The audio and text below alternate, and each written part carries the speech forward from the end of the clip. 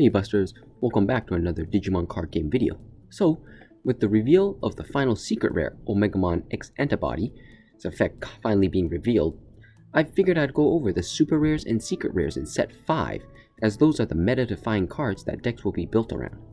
Just remember that these are my personal opinions based off of my experience from playing the game, as well as having proxy tested some of these cards, but not all of them, and it's greatly influenced by my playstyle. So the values these cards bring to you will be determined by personal preference, so do keep that in mind. So, starting off, we have Shoutmon D-Cross.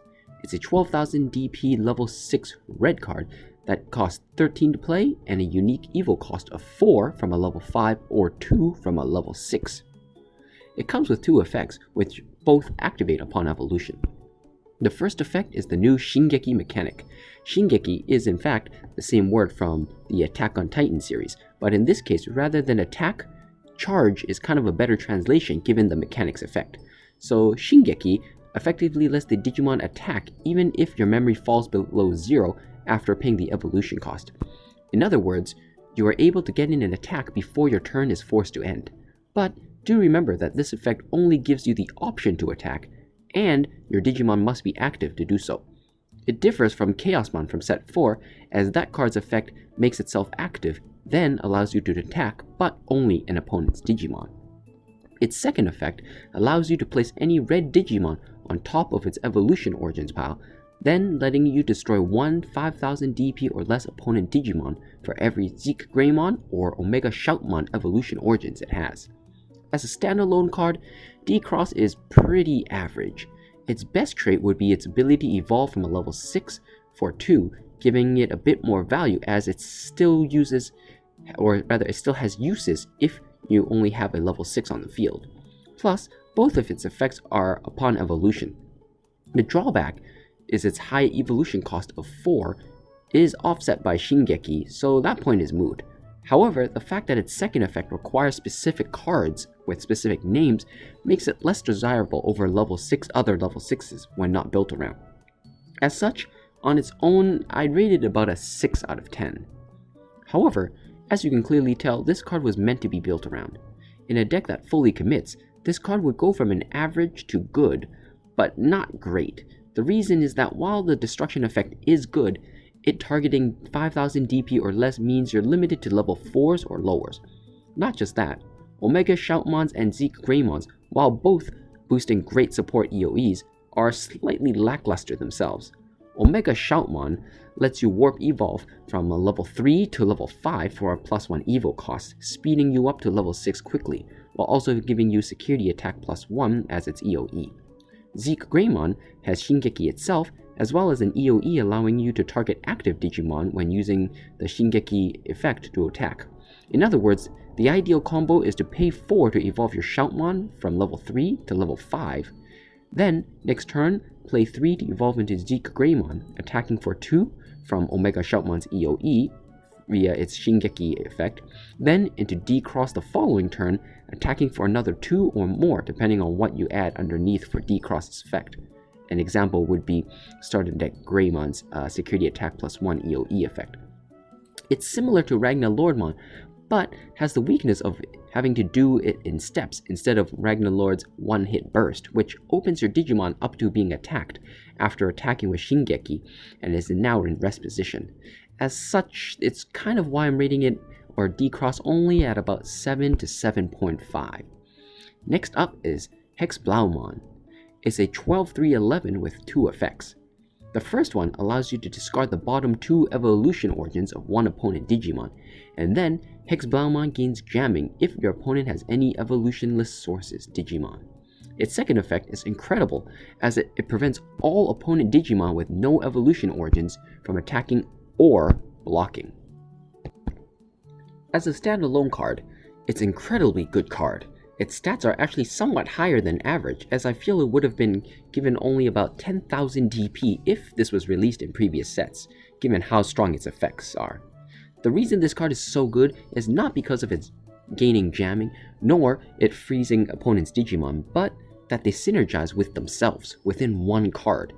If your opponent has no tamers to gain extra memory from, Hex Blaumon can effectively lock the opponent out just by itself, as every attack will ensure the opponent cannot attack, gains jamming to ensure it survives security Digimon checks, and the opponent now has to evolve in order to retaliate, which would end their turn if they don't have any tamers to give them that extra memory, allowing you to restart the cycle unless they have Shingeki, a solid 8 out of 10. If built around, which it doesn't really need to, but you want to ensure total lockdown, Hex Blaumon decks would become a huge threat. Promo Gomamons and Blue Gomons give you free memory for every time you discard an evolution origin, giving you more resources to build up with, while your opponent is forced to stay in the raising area. Blockers would protect Hex Blaumon from any nasty surprise attacks from Shingeki, and with Blue's healthy supply of Evo trashing effects, not even Green's Evo Rush is safe. Given how self-contained Hex Blaumon's effects are, even when built around, its strength shouldn't see any huge boosts, making it still a modest 8.5 in dedicated decks in my opinion. For yellow, Lord Nightmon comes in with 13-3-11 stats. It comes with the ability to play any yellow level 3 Digimon or Digimon with the feature of Night. Its second effect is a basic DP buff of 1000 DP for every other Digimon you have out, but it remains in effect on either player's turn. As a standalone, it's a slightly better than average card, as super rares should be. Its effect is slightly stronger than Holy Drumon's, as it allows you to play the level 5 Nightmon for free. Its second effect, surprisingly, is its stronger effect, as the DP boost remains on either player's turn. This means with enough Digimon out, Lord Nightmon can still survive against other level 6s, a solid 7 out of 10 in my opinion. Sadly, I would probably still rate it a 7, maybe a 7.5 even when built around. Nightmon, which gives minus 4000 DP upon being played, lets you destroy some lower level Digimon, while jumpstarting you another level 6 for free. However, the drawback is that including Nightmon into your deck is slightly detrimental, given its 3 Evo cost for no benefits unless played for its 7 play cost. In other words, you're sacrificing an important level 5 slot in your deck specifically for comboing with Lord Nightmon, over other level 5s like Rise Greymon and Angelmons. But its ability to play other level 3s allows you to save your Holy Drummons for recovering with while swarming the field. Even more so if you evolve from set 3's Angelmon while you have 3 security or less. Refleshimon is a unique card.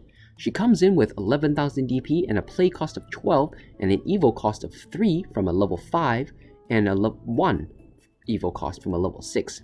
She can Digiburst for 2 to boost all of your Digimon's DP by 2,000 for the turn, as well as locking one opponent Digimon until the next turn once per turn.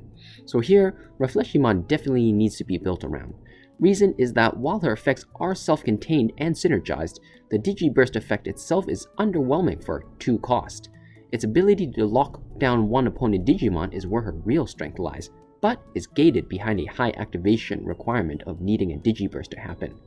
As such, while she would be a 6 or maybe even 5 at best on her own, especially since the DP boost, while useful, isn't something Green synergizes well with, she does actually boost herself up to a respectable 7 to 7.5 when built around in my opinion.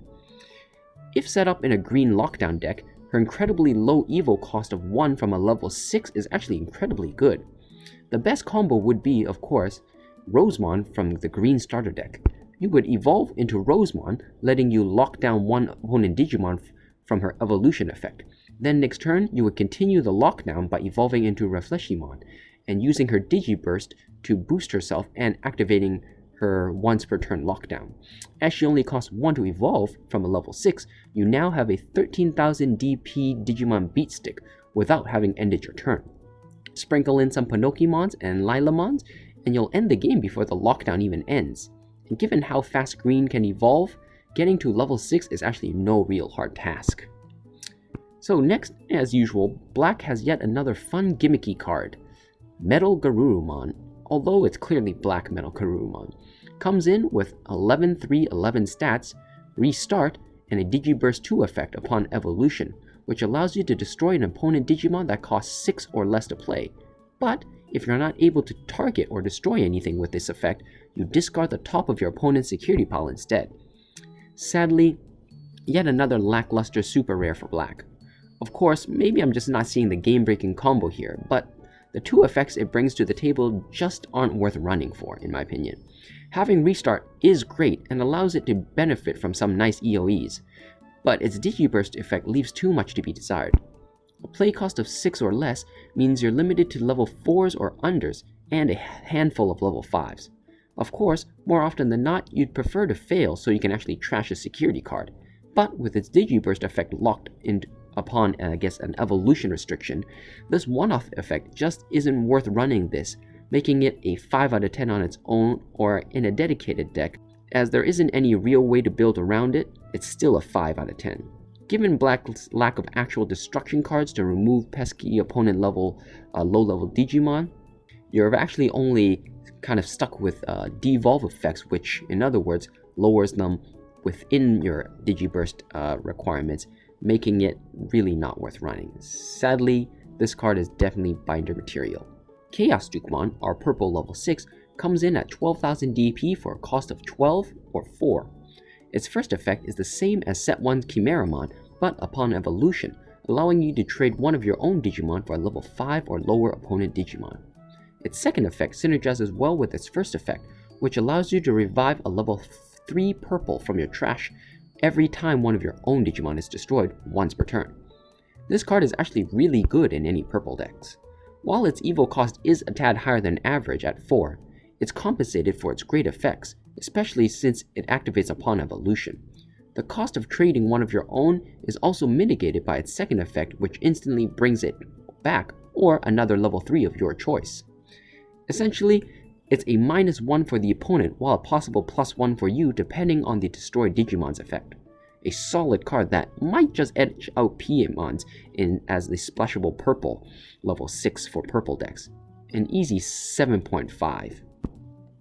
A dedicated deck would abuse Chaos Dukemon's ability to revive, gaining benefits from cards such as the new Guilmon, which gains +1 memory upon effect destruction, or Bakumons for more draw power. Once set up, it can actually loop any level 3 of your choice through reviving them back after they lose a security check, or through other card effects such as maybe Chimeramon. This brings Chaos Dukemon's value up to a solid 8.5 in my opinion, due to all purple decks running cards that benefit from Chaos Dukemon's effect, meaning its inclusion doesn't take away any vital card slots that might have been needed for other key combos. The next super rare is another purple card, the popular Tactimon.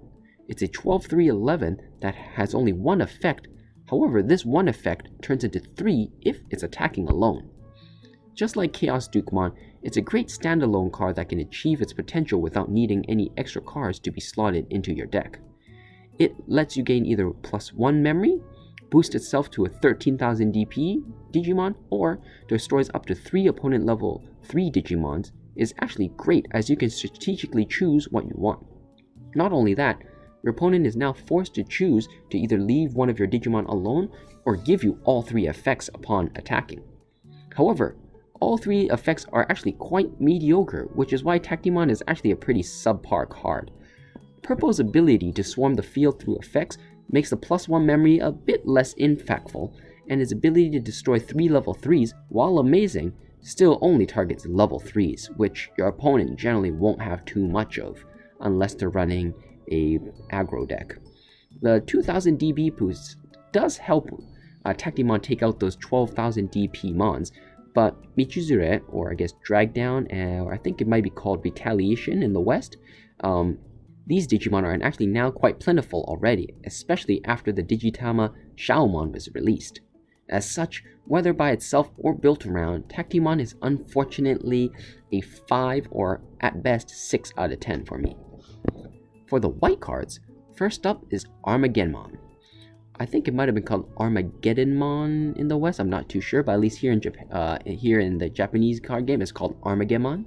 So it's a 15/3/15, being able to evolve from a black or white level 6 Digimon, or Digimon named Diaboromon. It comes with Shingeki, or Charge, as well as the ability to negate all level 7 evolution effects, including your own. Just from its card effects, you can already tell it's a mediocre standalone card and an incredible card in themed decks. By itself, the only draws to Armageddon is its cheap evil cost of 3, whilst letting you attack if you exceed your memory budget, given it has Shingeki. Its negation effect is pretty good too, but it's a bit too specific to warrant running this over Millenniumon or even Chaosmon for black decks. So by itself, it gets a 5, as having access to a level 7 is better than none at all, even if it will only act as a tech card against Omega decks. In the Diaboromon deck, however, its rating would jump from a 5 to an 8. Given the huge buff Diaboromon decks are getting from set 5, there are now tons of ways to get our Diaboromons out. The new Caramon is the new Searcher card, whilst Chrysalimon lets you play the Diaboromon support tamer Arata for free. Infernmon is amazing with its effect of letting you bypass level 4 from a Caramon for 4 evil cost, as well as an EOE of bringing out a Diaboromon token upon destruction. Its third version of Diaboromon plays a token upon evolution, and Arata himself will gain you memory whilst producing a Diaboromon token every time you evolve into a Diaboromon. With Armageddon's ability to play itself from Diaboromon tokens, it effectively becomes a 3-cost Digimon that protects your cards from its bane, Omegamon, making Diaboromon decks nigh unstoppable once it gets going. So, the last 4 cards are actually all Omegamons for better or worse, so let's start with the base form. Coming in at 15-4-14 from red or blue sources, this new Omegamon comes with Shingeki as well as the ability to make itself active upon evolution, ensuring you can use its Shingeki effect. Its second effect allows you to discard a level 6 evolution origin underneath it to protect it from a removal effect.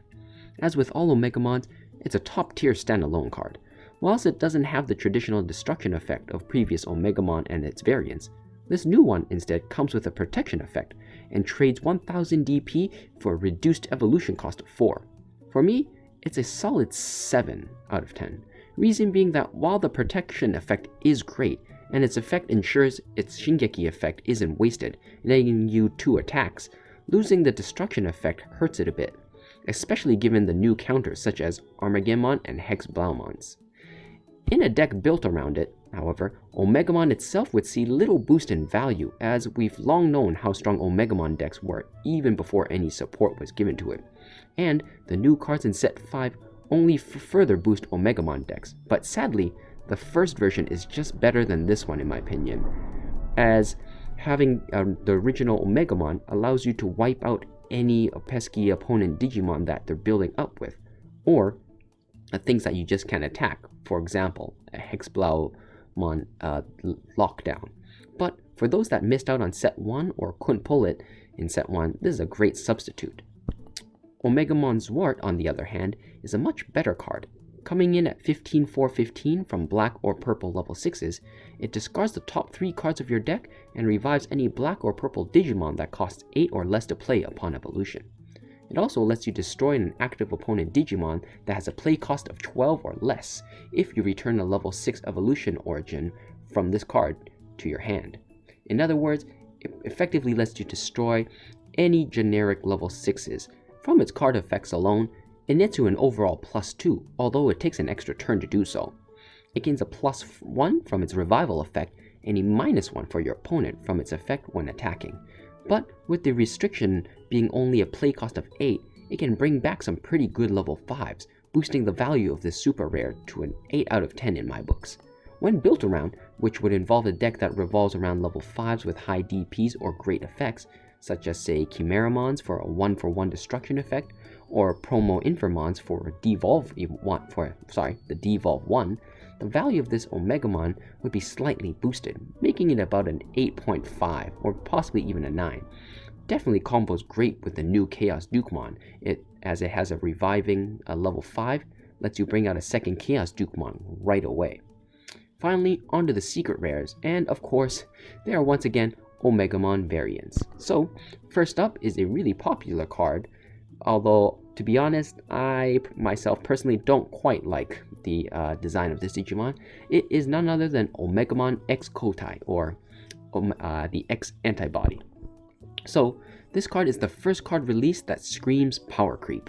while other cards have had their effects balanced either through a higher DP cost or restrictions on their effects on how they either activate or what they can target, this card's effect just outright removes them. It's a 15-6-15, pretty much identical stats to the original Omegamon. However, it can ignore evolution restrictions and pay 3 to evolve from a card with Omegamon in its name. Not just that, it destroys one opponent Digimon with DP less than this card's 15,000 DP. In other words, it means all Digimon, outside of a few black cards that got DP boosted, or Craniummon, which protects blockers from destruction effects. To further ensure its supremacy, it can also discard 2 of its own evolution origins to negate any attack, protecting itself or you on the opponent's turn. As the original Omegamon was the pinnacle of power, this new Omegamon trades the instant destruction effect for continuous destruction effect. As such, this card is easily a 9, probably even a 9.5 out of 10 on its own. Of course, as I said, this is easily a power creep card. In other words, it's a 10 out of 10 when supported with new cards from set 5 along to go with its already pretty good Omega Blue or Omegamon Red decks. Specifically, the new Agumon line, as Agumon searches out the parts, and the Greymon is now a 1 evil cost card. Not just that, everyone's favorite tamer, Nokia, reduces evolution costs of Greymons and Garurumons, allowing you to rush out Omegamons even faster than before. Honestly, once this card is out, destroying this card outside of option cards is going to be nearly impossible, as most destruction abilities are locked behind level 6s, which is impossible to evolve into outside of the nursery area, which means at least a turn or two of free hits from your opponent. However, I do want to stress that this is all just initial assumptions from the card effects only, as I haven't actually playtested this card yet. So it could actually be a lot more vulnerable than I think in-game. As all players expect Omegamons in any red or blue decks, removal cards when drawn are usually held onto for this little moneymaker, making it possibly less threatening than I initially thought. Finally, Omegamon's Wart Defeat, one of my favorite Omegamon designs. It's a 15-3-15 from a black or purple level 6. It has 3 effects which are pretty basic but very powerful. The first one is that it's a security Digimon, but due to its incredible value, is balanced in the fact that this security battle involving itself and the thing that attacked it does not happen, meaning the attacker survives. Its second effect allows you to destroy a tamer upon evolution, while the third effect destroys an opponent Digimon upon defeat's destruction. A 9 out of 10 as a standalone card in my view. Despite not bringing as much to the table as Omegamon X, it being a security Digimon alone nets it 8 points, with it having 2 effects netting it another point. Honestly, with it having a security effect, there's no reason not to run this card, unless your deck is themed like Armageddon and you don't want to replace them due to consistency issues.